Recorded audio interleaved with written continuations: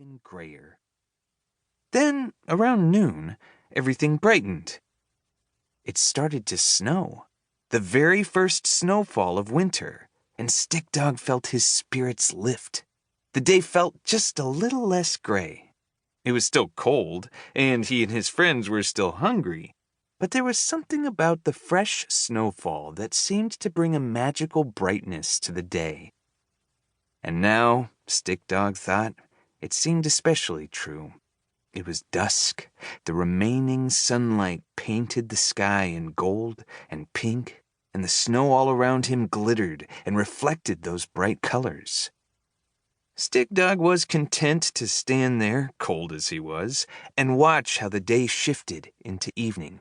He would have stayed there, no doubt, for several more minutes, if someone didn't suddenly race out of the forest and across the meadow. It was Karen, the dachshund, and she had some news. Startling news.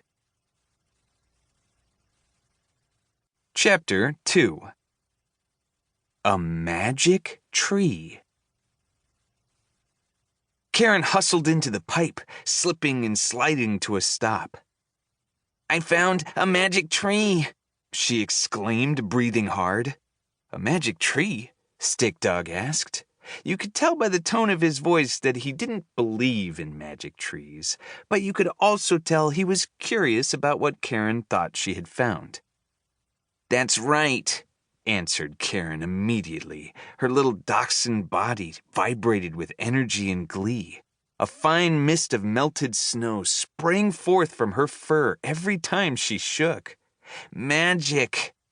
"There is no such thing as magic, Karen," Poo-Poo said. "What about that one time I caught my tail? January 16th, Karen said quickly. "That was the most magical day of my life." Stick Dog didn't want the conversation to devolve into the existence or non-existence of magic. He quickly refocused the subject. "Karen," he said, "why don't you tell us how you discovered this tree?" She nodded her head with incredible vigor and began her story. "I went to Fountain Square to get a drink," Karen began. Karen's friends all knew exactly where she meant. There was a small square on Main Street in the nearby town. In the middle of the square was a fountain where the dogs had gotten fresh water to drink many times at night when no humans were around. It was close to Mike's, the store where their friend Lucy lived. "I was really thirsty, and that fountain always has nice water," Karen continued. She looked around to make sure everybody else was listening. She liked being the center of attention like this. "Well, when I got there, the water was totally frozen solid, which was a bummer." Stick Dog didn't mention that the fountain had likely been frozen for at least a month. Instead, he said, "That's too bad. What happened next?" "I heard a siren," Karen answered. "And I remembered what you always say, Stick Dog." "I've always said that when we hear a siren, we should hide," Stick Dog said, "in case it's the dog catcher or something. So I bet you left that fountain and hid somewhere." "That's exactly what I did," Karen exclaimed. "I heard the siren and ran to hide under a big pine tree that was close to the fountain." "Tell us all about it," encouraged Stick Dog.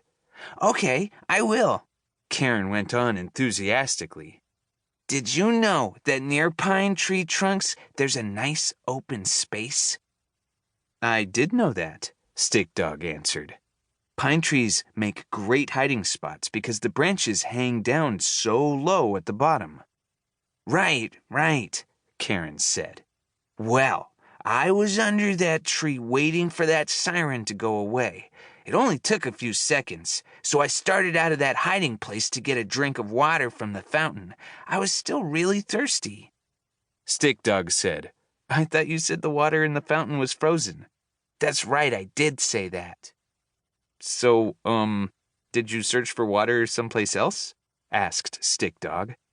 "Why in the world would I do that?"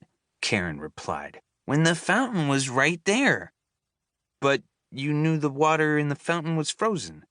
"I knew the water was frozen before I hid under the pine tree," Karen explained.